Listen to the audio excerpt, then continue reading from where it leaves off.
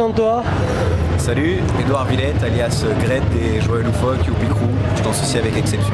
Ça fait combien de temps que tu danses? Que je break, ça fait 12 ans. 12 plus que tu danses? Ouais. T'as connu toute la génération de la DEF, tout ça? Voilà, j'ai grandi avec les 1000%. Le premier battle auquel j'ai été, ça avait été Savigny Le Temple. Donc voilà, moi j'ai découvert Temple Style? Ouais, Temple Style. Ah, c'est chaud ça. C'était vraiment l'époque où les battles en France, il y avait une énergie sale. Mais c'était bien, tu vois. Tu pourrais dire qu'avant c'était mieux que maintenant? Dans l'état d'esprit peut-être? Je dirais dans la tension et dans l'énergie qu'il y avait dans les battles, ouais, c'était mieux. Au niveau du niveau de l'organisation, de comment on met bien les danseurs, c'était beaucoup moins bien. Après, c'était peut-être ça qui faisait que les mecs ils étaient là pour les bonnes raisons, je pense, quelque part. C'est vrai qu'aujourd'hui on a beaucoup de danseurs qui viennent malheureusement seulement pour l'argent et un peu moins pour l'honneur. C'est clair. Et, ce qui est normal aussi, hein. Les mecs s'entraînent comme des brutes, ils ont envie de vivre de leur art. Et, enfin, voilà, quoi. Dans ta façon de danser, est-ce que tu trouves qu'il y a des gens qui t'ont un peu influencé? Ah bah, tout le monde, ouais, bien sûr, il y a énormément de gens qui m'ont influencé. Forcément Booba Colors par ce qui m'a transmis dans ses cours de danse. Virus qui m'a énormément influencé dans la construction et la vision du break. Après il y a beaucoup de mecs comme Roxrite. Roxrite j'ai beaucoup aimé pendant longtemps. J'aime beaucoup son... Le toucher, la propreté. Ouais voilà, il est propre sans être propre en fait. Parce qu'il n'a pas une forme parfaite mais il y a un flow. C'est la propreté dans le flow.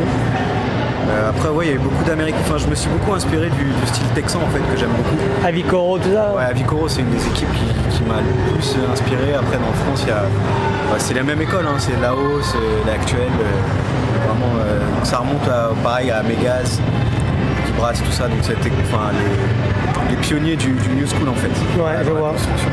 On est d'accord là-dessus. Est-ce que si demain tu as la chance d'affronter quelqu'un, est-ce qu'il y a quelqu'un dans le monde que tu aimerais affronter? Sans choisir qu'un seul, c'est dur. Non, honnêtement, en fait, un seul nom serait impossible parce qu'il y a trop de mecs que j'aimerais affronter pour trop de raisons différentes. Toi, t'as beaucoup voyagé. Ouais. Donc, t'as pu voir que. Est-ce que tu trouves qu'il y a une différence entre la France et quelques autres pays? Ouais, on en a rien à foutre de la culture en France. C'est vrai, je suis d'accord avec toi. C'est assez choquant, je trouve, dans le b-boying. Je trouve que malheureusement, enfin moi en tout cas quand j'ai commencé, il y avait un peu plus ce côté culturel, même si c'était vachement Kaira. Et aujourd'hui, je sens que... Sans que tu parles avec des jeunes, t'as l'impression qu'ils connaissent rien. Ils connaissent rien, mais puis ça va faire très zoulou, mais ils sont pas hip-hop, tu vois. Genre ils sont pas...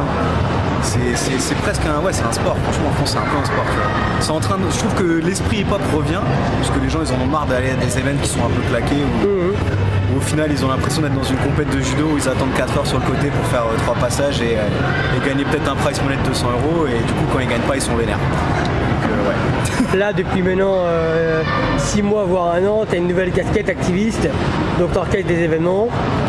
Le fameux battle Pajol, c'était venu comment et pourquoi tu l'as fait? Parce que c'est du travail quand même. Alors ouais, moi en fait je travaille dans une auberge de jeunesse qui est juste à côté. C'était le battle Chill in the City que j'organise avec toi, Yoval d'ailleurs. Enfin, c'est toi la tête, moi je suis juste après. Moi si tu veux. Je suis informel. Ok. Ça m'est venu parce qu'en fait tout simplement j'avais pris un taf comme réceptionniste de nuit là-bas, ce qui me permettait de breaker la journée et de taffer le soir parce que moi en fait j'ai envie de monter mon business dans le milieu du break parce que j'ai fait école de commerce, bac plus 5. Autant que ça serve. Voilà, je me suis toujours dit voilà, je suis un b-boy mais j'ai aussi une éducation qui est quand même relativement élevée, donc j'ai toujours eu ce regard là et je me suis toujours dit qu'il fallait que je crée quelque chose dans la danse. Derrière la danse en elle-même. Et en fait quand je suis arrivé dans ce lieu, j'ai vu un potentiel de ouf. Parce que c'est à 2 minutes du 104, on a une salle de théâtre avec 200 places assises. Enfin, on a plein de salles de séminaire, on a un espace magnifique dans un... Ça peut être la maison du hip-hop avec...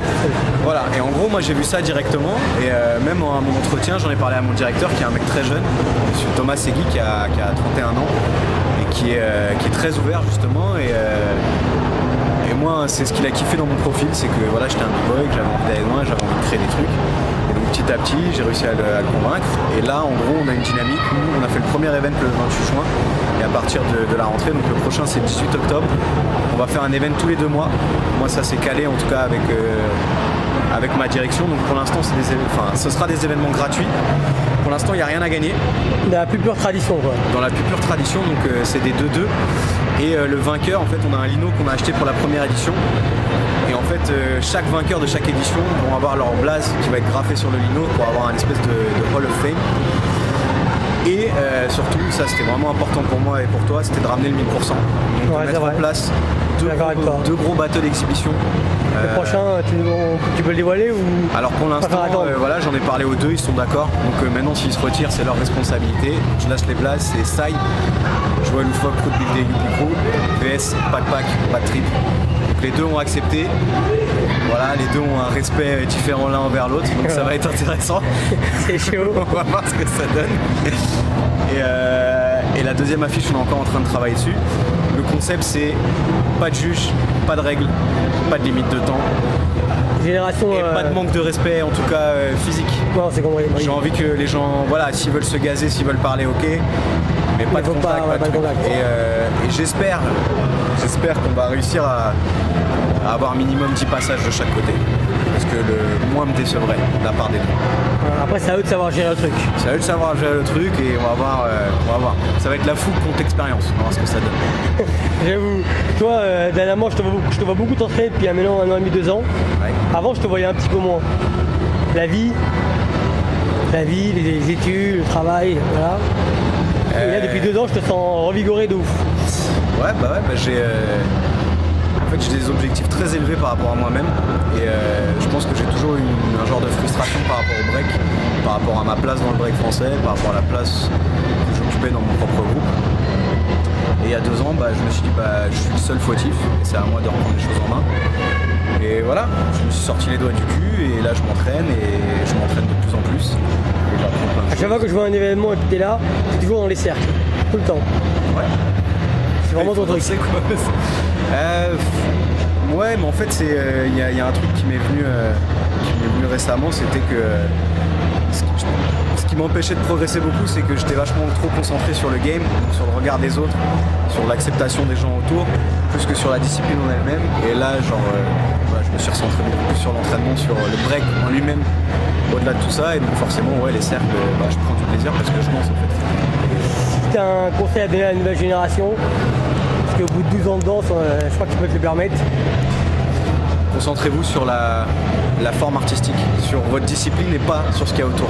Si vous vous concentrez sur votre discipline, vous irez loin. Si vous vous concentrez sur ce qu'il y a autour, vous n'allez pas forcément... Vous irez peut-être loin, mais vous allez être frustré. De toute façon, à un moment, vous allez taper un mur et ça va être dur pour vous. Et voilà, c'est la passion qui fait que on dure. Après, moi, ça fait que 12 ans que je suis là. Je n'ai pas fait des trucs de ouf, mais je sais que voilà, on va continuer. Je suis là et vous allez continuer à entendre parler de moi, que ce soit en activiste ou dans la danse. Et voilà. Très bien. Peace.